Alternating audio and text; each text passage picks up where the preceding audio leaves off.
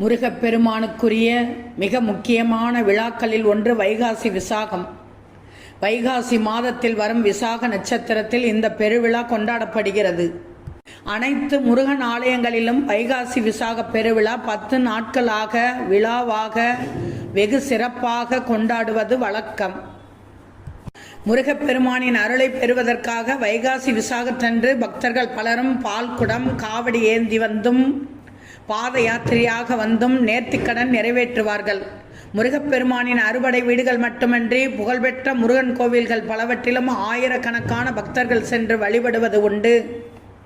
அந்த வைகாசி விசாகத்தில் வழிபாட்டு முறை எப்படி தெரியுமா?